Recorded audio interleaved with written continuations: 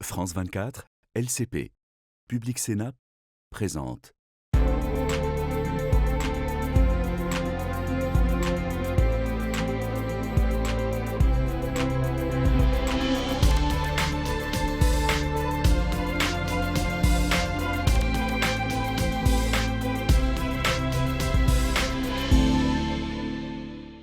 Bonjour à tous, merci de nous rejoindre pour Ici l'Europe.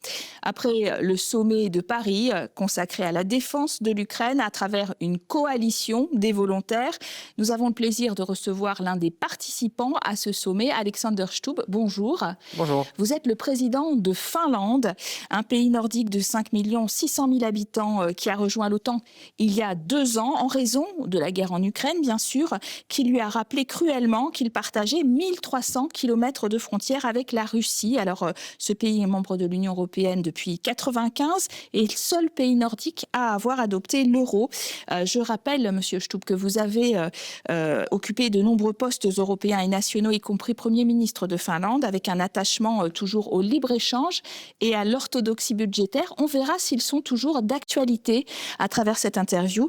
Alors, Alexander Stubb, vous avez participé le 27 mars à Paris au sommet de la coalition des volontaires. Vous vous dites maximaliste sur la question des garanties de sécurité. Vous avez parlé de...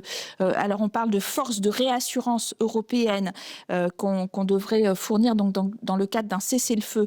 Les Européens ne pourront aligner qu'une trentaine de milliers de soldats pour libérer la pression sur l'armée ukrainienne qui resterait première ligne de défense. Est-ce que tout cela suffirait ? Non.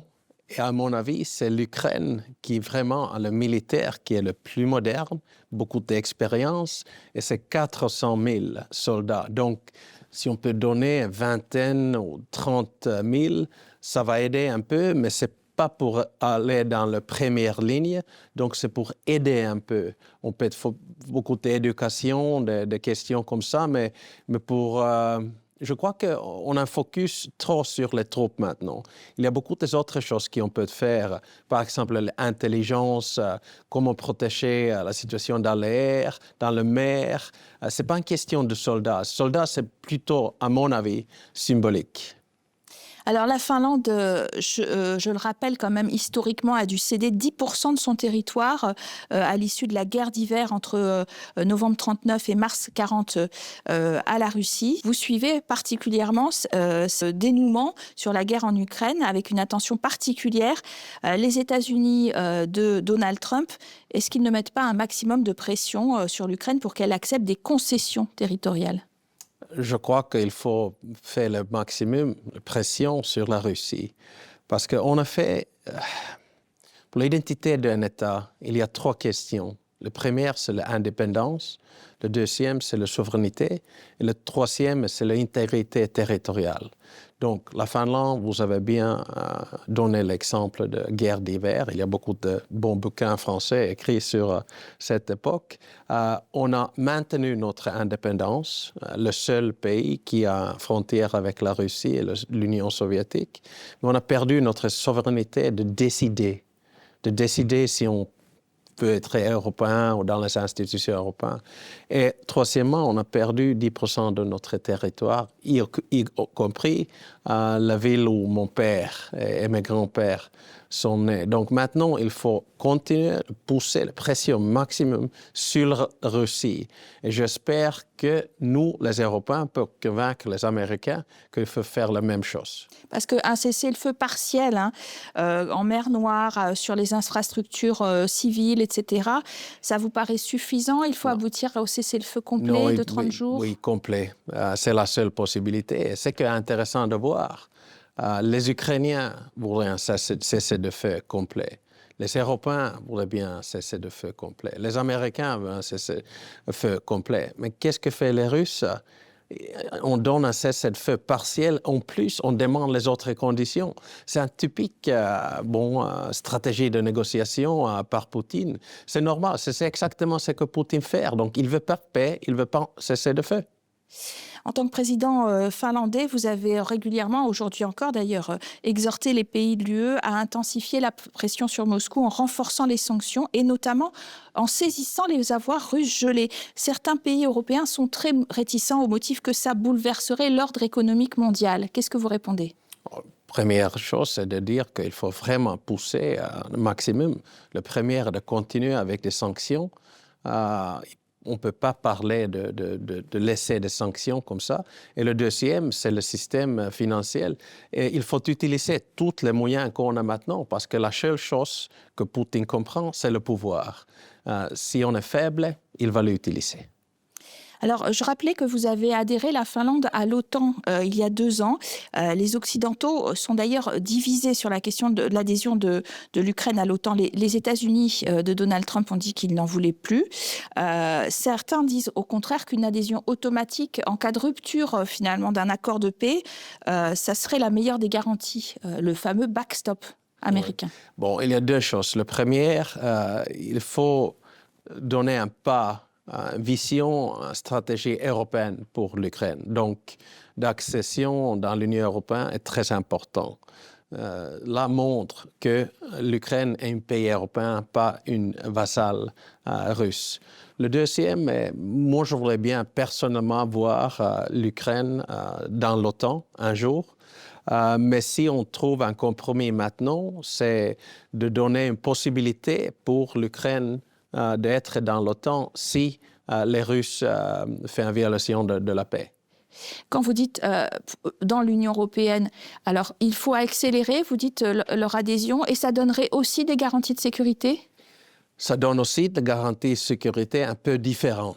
Si on est un parti de l'Union en général, on a par exemple l'article 42.7 qui donne les garanties de sécurité, mais c'est quand même l'OTAN qui le fait. L'accélération, je crois que le président de la Commission, Ursula von der Leyen, a dit que les Ukrainiens font déjà maintenant beaucoup de progrès dans les négociations. Donc, ce n'est pas une accélération automatique, c'est une accélération de mérite. Vous avez prononcé le mot Union européenne plusieurs fois. Vous êtes très attaché, très pro-européen, Alexander Stubb. Les pays de l'Union européenne, l'OTAN, le Royaume-Uni, le Canada, la Norvège se rejoignent, on le voyait encore au sommet de Paris, régulièrement autour de la table des négociations. Et on a l'impression que cette Union européenne, en tant que telle, elle est inopérante parce que bloquée pour les grandes décisions géopolitiques, diplomatiques, par les vétos, et en particulier celui de Viktor Orban, proche de Trump et de Poutine. Oui, moi je crois que nous sommes en train de voir à nouveau l'Europe. C'est l'Union européenne plus et moins. Plus, c'est le Royaume-Uni, Canada, la Norvège, Islande. Et moins, c'est Hongrie et Slovaquie. Donc, une Europe qui est beaucoup plus flexible. Il y a un peu de sentiment de noyaude qui pousse l'intégration européenne. On trouve toujours les mécanismes pour éviter un blocage qui vient de Hongrie, par exemple sur les sanctions. Donc, on voit maintenant un peu une Europe plutôt à la carte, un peu intergouvernementale dans quelques questions. C'est la réalité de l'Europe. Alors, vous avez d'ailleurs déploré que le plan proposé par la chef de la diplomatie européenne, Kaja Kallas, visant à fournir jusqu'à 40 milliards d'euros d'aide militaire très immédiate à l'Ukraine, n'ait pas recueilli suffisamment de soutien au dernier Conseil européen. D'ailleurs, elle voulait que ce soit calculé, ces contributions, sur le poids économique de chaque pays, et les grands pays s'y sont opposés. On n'est pas parvenu non plus à mentionner d'ailleurs 5 milliards d'euros pour les munitions. À qui la faute ? Pourquoi ces difficultés finalement ? Parce qu'on a 27 États membres. Donc, il y a toujours un ou les autres avec l'intérêt un peu différent. Bon, écoutez, je peux seulement dire la vision de la Finlande et notre position. C'est facile. Nous sommes le 5 comme donateur pour l'Ukraine. Donc, on donne beaucoup. Pourquoi ? Parce que nous sommes dans la frontière avec la Russie. Pour nous, c'est une question existentielle. C'est toujours un peu difficile de trouver des solutions dans l'Europe. Ils sont toujours des décisions qui ne sont pas parfaites. Donc, c'est toujours quelque chose d'imparfait. Donc, je suis sûr qu'on va trouver une solution pour les 40 milliards, mais ce n'était pas la semaine dernière. J'espère que ça va être dans le futur. Alors, Alexander Stubb, vous avez proposé la nomination d'un envoyé spécial pour l'Ukraine. C'est vrai que traditionnellement, parce qu'il y avait finalement, la Finlande n'était pas dans l'OTAN, c'était souvent des Finlandais d'ailleurs qui détenaient ce rôle dans les précédentes négociations. Est-ce que vous êtes maintenant vous êtes dans l'OTAN, c'est peut-être plus compliqué peut-être pour vous en tant que président finlandais d'être négociateur, mais vous voyez qui et pourquoi il y a tellement de réticence des Européens à nommer ce négociateur? Je ne sais pas. Mon vision, c'est d'avoir une équipe européenne. Ça veut dire les Ukrainiens, les Russes et les Américains ont maintenant une équipe de négociation qui était à Riyad, Arabie Saoudite. On était là, mais pas avec une position forte. Donc, on est un peu marginalisé. Et c'est un problème pour l'Europe. Donc, première, il faut avoir une équipe. J'espère que cette équipe va être des spécialistes de sécurité qui viennent de Royaume-Uni, la France, Allemagne, peut-être Italie, et puis peut-être un tête, special envoy, comme on dit. Il y a beaucoup de bons Européens qui peuvent le faire, mais maintenant, nous sommes un peu dans le coin. Donc, c'est pour ça que je proposais cette special envoy, mais je ne sais pas. On n'a pas fait de décision jusqu'à maintenant. Un envoyé spécial pour essayer de rentrer à la table des négociations. Exactement, parce que nous ne sommes pas là, nous sommes marginalisés. Voilà, vous avez précisé que vous envoyez beaucoup d'argent à l'Ukraine, que vous êtes 5e pays contributeur, 600 millions d'euros d'aide militaire annoncée le mois dernier. Vous avez parlé d'adhésion de l'Ukraine à l'Union européenne. Beaucoup sont inquiets. C'est un grand pays céréalier. C'est un grand pays tout court. Est-ce que ça ne déséquilibrerait pas le club européen que cette adhésion? Bon, ça change le club, c'est clair. C'est un club quand même qui était créé avec 6 États membres, 3 petits et 3 grands. Et maintenant, nous sommes déjà 27. Plus on va être 28, 30, peut-être 35. Mais c'est un peu la vision qu'il faut avoir parce que maintenant, on a la pression qui vient de la Russie, de l'Est. Et puis, on a une administration aux États-Unis qui n'est pas exactement pro-européen. Donc, qu'est-ce qu'il faut faire? Il faut trouver des solutions européennes et ça veut dire qu'il faut avoir des grands pays dans l'Union européenne aussi. Ça veut dire l'Ukraine. Pour moi, c'est plutôt une question stratégique qu'une question juridique. Enfin, et économique, parce qu'il y a la question de l'agriculture. L'agriculture, pour être très clair, c'est quand même un petit parti de l'esprit de l'Europe. Ce n'est pas seulement l'union de l'agriculture, c'est très important, bien sûr. Mais on peut trouver des solutions pour l'Ukraine dans ce domaine aussi. Mais c'est vraiment une question politique et stratégique. Est-ce qu'on veut bien être sérieux ou est-ce qu'on laisse les grands pays comme l'Ukraine d'extérieur? Alors, la Commission européenne avait annoncé un grand plan pour réarmer l'Europe, Rearm Europe. Certains n'aiment pas ce terme, Monsieur le Président. Est-ce que c'est votre cas? Non, j'aime bien. C'est bien parce que, OK, nous sommes dans l'union de paix, c'est clair, mais quand même, on a toujours de grands projets. C'était le marché intérieur, c'était l'euro. Maintenant, ce sera la défense. Alors, elle a avancé, cette Commission européenne, un chiffre de 800 milliards d'euros, mais c'est un chiffre très théorique puisqu'il s'agit surtout pour les pays, finalement, de creuser leur déficit s'ils le veulent pour investir dans la défense. Vous qui faites partie traditionnellement de ce qu'on appelle les pays frugaux, les pays du Nord frugaux, pourquoi ne pas accélérer ce processus avec un grand emprunt européen en commun, comme le propose la France, à hauteur de ce qu'on a fait pour la crise Covid ? C'est exactement ce que nous sommes en train de faire. Et la Finlande a changé son position. Et c'est un peu paradoxal, bien sûr, parce que pendant la crise financière, c'était nous, au Pays du Nord, qui n'avons pas donné la solidarité pour la Sud. Et maintenant, c'est l'Est et le Nord qui voudraient bien avoir la solidarité. Maintenant, il faut tous ensemble trouver des solutions pour pousser la défense, pour faire le rearm l'Europe. Et c'est pour ça qu'il faut trouver des instruments financiers aussi. Vous êtes en charge, vous, Monsieur le Président Alexander Stubb, des questions justement de souveraineté militaire. Il y a eu beaucoup de tensions en mer Baltique au cours des derniers mois, et notamment, évidemment, des perturbations des infrastructures, des craintes de guerre hybride et de sabotage. Qu'est-ce que vous mettez en place? Bon, nous sommes maintenant dans une situation où on a beaucoup des actions sabotage et hybrides. Ça veut dire pas la guerre traditionnelle. Et c'est pour ça qu'il faut avoir des alliés avec les pays nordiques et aussi avec les pays baltes, aussi la Pologne et l'Allemagne. Donc, on travaille ensemble pour avoir une bonne position sur l'infrastructure sur la mer, pour prendre les actions, pour réparer des problèmes. Donc, on continue le travail. C'est pas très facile, mais maintenant, la mer Baltique, c'est vraiment un lac de l'OTAN. Il faut avoir cette vision. Est-ce qu'avec ces problèmes de cybersécurité, avec les problèmes de guerre hybride et de désinformation, vous considérez que les Américains sont encore nos alliés?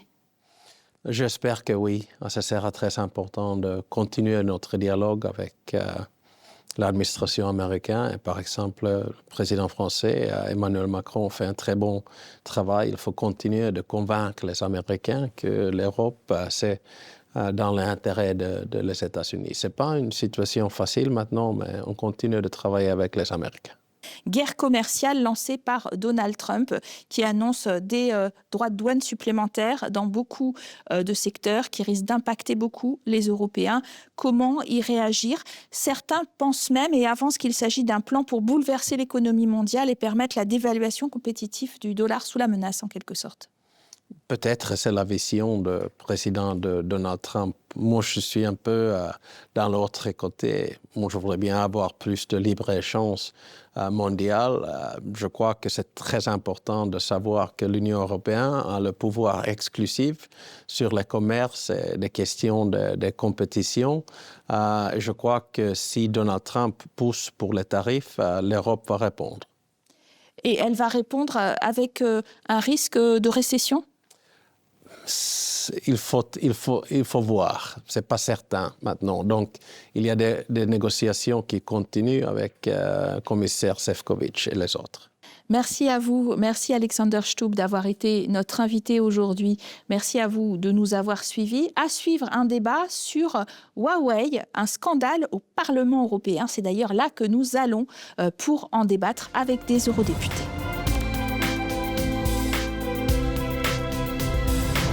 Bienvenue au Parlement européen, secoué par une nouvelle affaire de corruption. Plusieurs lobbyistes du groupe chinois Huawei sont suspectés par la justice belge d'avoir corrompu une quinzaine d'eurodéputés anciens ou actuels entre 2021 et aujourd'hui. Il s'agissait d'influencer la politique commerciale de l'UE en faveur de l'opérateur dans le cadre du déploiement de la 5G, un acteur chinois qui a finalement été écarté pour ses liens avec le gouvernement de Pékin et des craintes d'espionnage. Alors cette affaire intervient 2 ans après celle du Qatargate, où des eurodéputés et leur entourage ont été accusés de recevoir de l'argent du Qatar et du Maroc pour orienter, là encore, les décisions européennes en leur faveur. Le Parlement avait alors adopté plusieurs mesures pour renforcer la transparence, comme un organe d'éthique dont la création a été actée mais n'est toujours pas entrée en fonction et dont l'indépendance est questionnée. Alors, le Parlement reste-t-il encore perméable aux pots de vin et aux cadeaux? Nous en parlons avec 2 eurodéputés. Fabienne Keller, bonjour, eurodéputée française du groupe Renew, au centre de l'hémicycle, questeur du Parlement, c'est-à-dire en charge du contrôle financier de l'institution. Et puis Daniel Freund, eurodéputé allemand du groupe des Verts, coprésident de l'intergroupe anti-corruption. Daniel Freund, on parle donc de ce nouveau scandale avec l'opérateur chinois Huawei. On sait que 21 bureaux de parlementaires ont été perquisitionnés ici au Parlement de Bruxelles. Qu'est-ce que soupçonne la justice belge exactement ?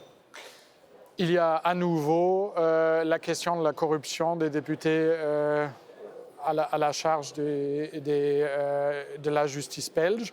Et la question, c'est est-ce qu'on peut acheter soit des décisions ou au moins des services? Il y a question d'une lettre qui a été envoyée il y a quelques années à la Commission en faveur d'inclure Huawei dans le déploiement du 5G en Europe.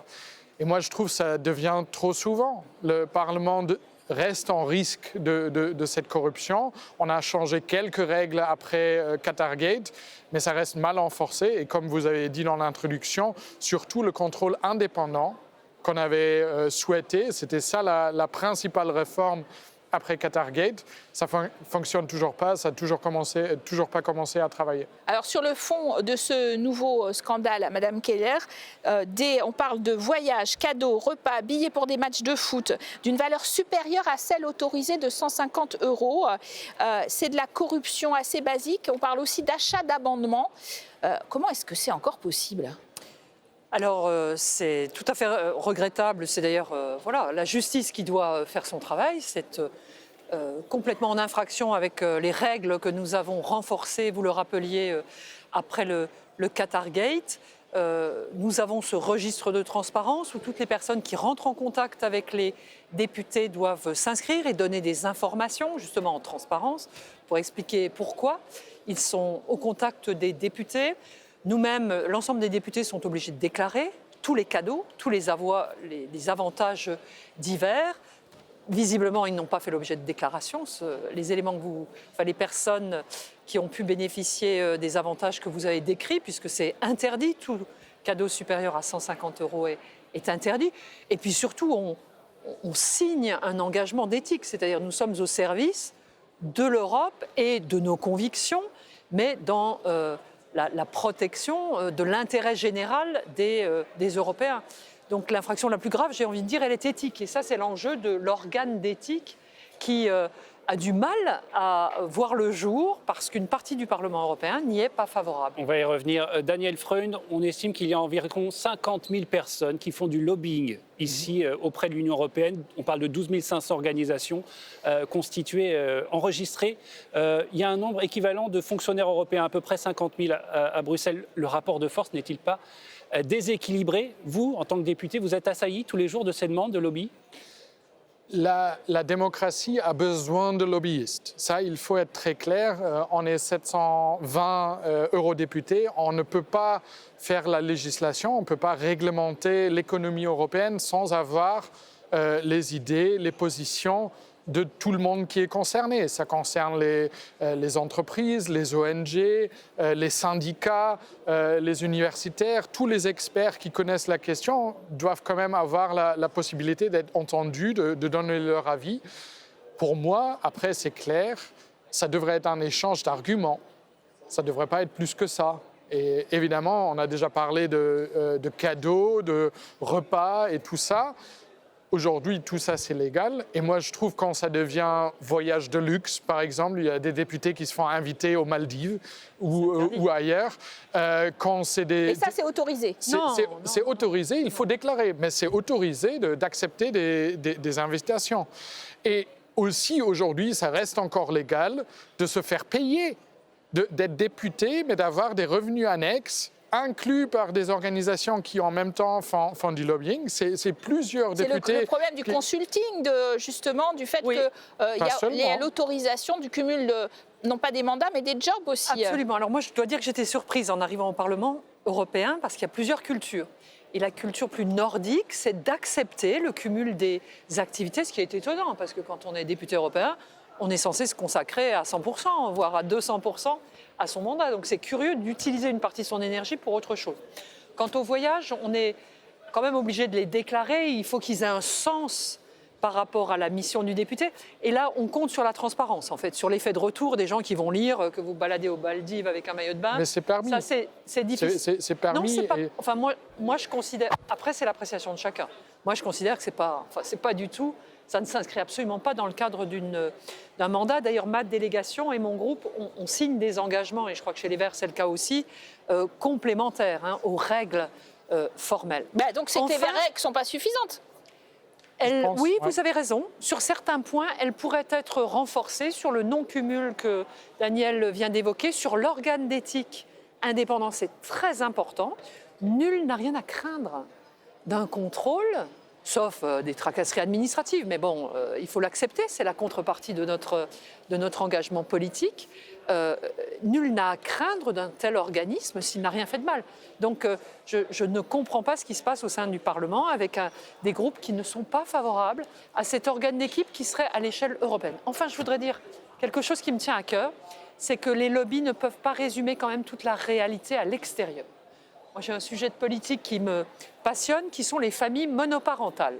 Je n'ai pas encore pu rencontrer un lobby bruxellois des familles monoparentales. Ça n'existe pas.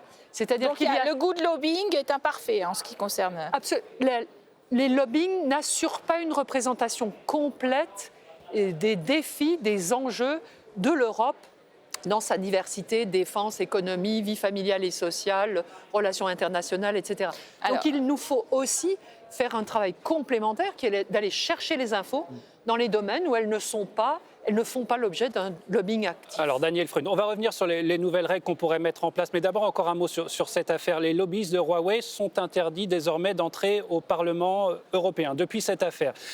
Certains eurodéputés demandent l'interdiction des appareils de la marque chinoise ici au sein du Parlement, qu'ils ne soient pas utilisés par les parlementaires. On a déjà interdit l'utilisation de TikTok ici au Parlement. Est-ce qu'on va réussir à empêcher les risques qui sont aussi des risques d'espionnage de la part notamment de la Chine? Donc moi, j'ai écrit à la fois à la présidente du Parlement, mais aussi la présidente de la Commission, justement sur cette question. Moi, je trouve les risques qu'on a bien identifiés sur TikTok, et donc nous en tant que députés, mais aussi les fonctionnaires à la Commission, ils n'ont pas le droit d'avoir TikTok sur le même appareil qu'on utilise pour le travail parlementaire et administratif. Et moi, je trouve que les risques sont exactement pareils pour les appareils Huawei. Donc moi, je veux la non-utilisation de ces appareils pour tout ce qui concerne le travail législatif, mais aussi les informations sensibles avec lesquelles on traite. Interdire les appareils, les lobbyistes? C'est une première mesure, mais il nous faut aller plus loin. Et c'est dans ce sens que travaille le bureau du Parlement. Mais alors, parce que justement, vous parliez du Qatargate et du bureau du Parlement. Vous étiez déjà questeur à l'époque du Qatargate, c'était il y a 2 ans. Les eurodéputés et leurs assistants payés par le Qatar et le Maroc pour dire du bien des deux pays. Un scandale qui était censé provoquer un électrochoc. Mais la présidente du Parlement européen, Roberta Metsola, a estimé que les mesures mises en place, 14 mesures, étaient suffisantes. Vous faites un mea culpa, ce n'était pas le cas? Alors, les mesures sont fortes. Mais bon, toute personne qui souhaite les détourner peut y arriver.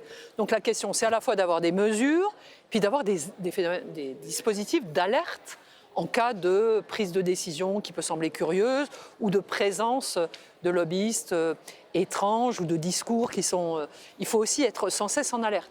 Et puis sur la sécurité de nos travaux, interdire, c'est une première mesure évidemment à prendre à court terme de sécurité, mais on sait qu'il y a bien d'autres manières de prendre le contrôle sur nos appareils. Et nous avions ce matin même dans mon groupe la rencontre avec la direction générale en charge de la sécurité ici pour proposer un ensemble de mesures à mettre en place pour les députés. Un champ est aussi de les mettre en place pour les assistants qui travaillent sur la même matière que nous, qui connaissent aussi le fond des dossiers comme nous. Il faut qu'on se gère de plus en plus comme un ensemble qui est peut-être agressé de l'extérieur en termes d'influence, de manipulation et d'ingérence. Certains de nos collègues, vous savez, on a le spectre complet, invitant eux-mêmes des personnes qui sont borderline. Parler d'un autre sujet que l'influence chinoise, il y a l'influence russe. On a des collègues qui sont explicitement pro-russes, dont les assistants le sont également. Donc comment est-ce qu'on peut se prémunir de cette ingérence dans nos travaux et de comment, par exemple, on peut traiter en matière de défense, puisque maintenant on a une commission défense, un principe de secret quand même et de protection des informations que les députés peuvent avoir à connaître dans le cadre de la commission. Alors Daniel Freund, qu'est-ce que vous dites, vous, sur ces mesures prises après l'affaire du Qatargate? Est-ce qu'elles sont insuffisantes? Est-ce qu'il en faut de nouvelles? On parle de cet organe d'éthique du Parlement européen qui a officiellement été créé il y a 1 an, mais qui n'est pas, dans les faits, encore réellement en place. Il y a des questions sur l'indépendance, l'utilité. Comment on avance? Comment on fait mieux? On évite de futurs scandales de corruption à venir.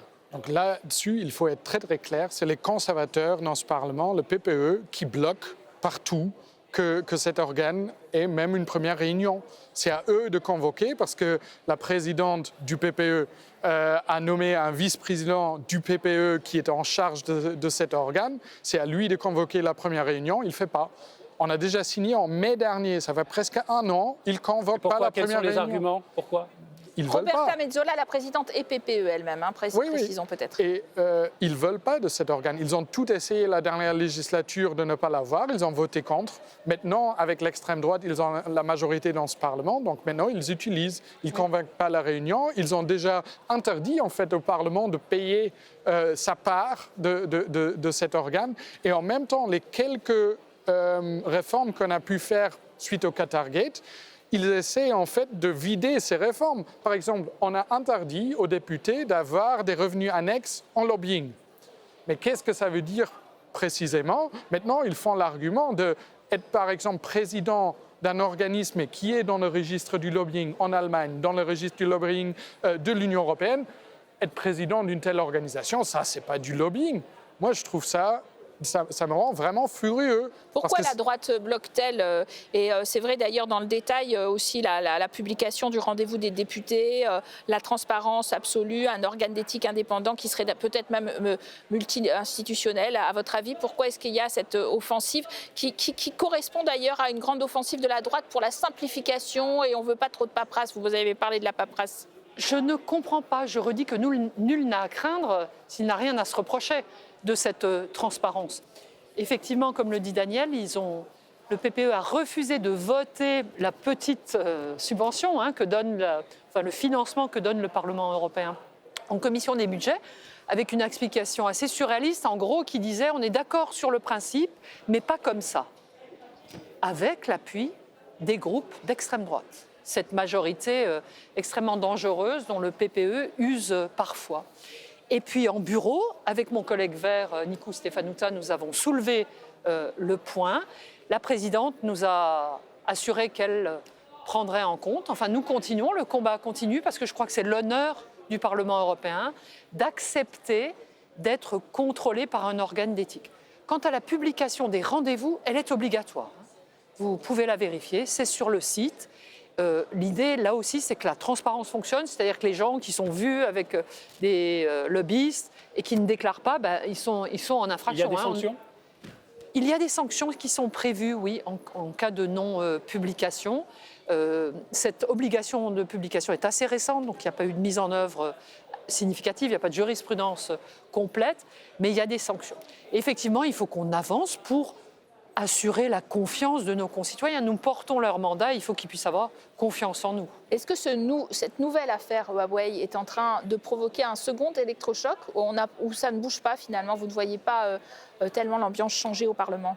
Ça reste encore un peu à voir. On verra aux prochaines semaines. Il y a l'implémentation de cet organe éthique va maintenant être votée d'abord en affaires constitutionnelles puis en plénière. On verra. Moi, j'ai un peu peur que en fait, l'approche Trump nous arrive ici aussi. Et on voit de plus en plus que même des grands scandales, même des cas de corruption qu'on n'aurait jamais pu imaginer, même il y a quelques semaines encore, qu'un président des États-Unis se fait acheter en fait d'une telle manière, que ça arrive un peu aussi ici et qu'ils font des choses qui sont contre les règles, mais s'il n'y a personne derrière qui en force, on le fait quand même. Moi, je suis moins pessimiste. Je forme le vœu que le PPE, en particulier, ait conscience de la responsabilité unique de l'Europe, d'être un espace de liberté, mais aussi de transparence et de démocratie, et que ces valeurs qui sont importantes, je l'espère pour eux, se transcrivent en petites contraintes, mais qui nous permettent d'éviter l'ingérence, la manipulation et la corruption au sein de notre organisation. Une affaire à suivre, donc, et nous ne manquerons pas de le faire sur nos antennes. Merci à tous les deux d'avoir très bien illustré ce débat qui concerne l'éthique et puis les pratiques du Parlement européen. Merci Caroline, merci à vous et bonne suite de programme sur nos chaînes. À très bientôt à tous.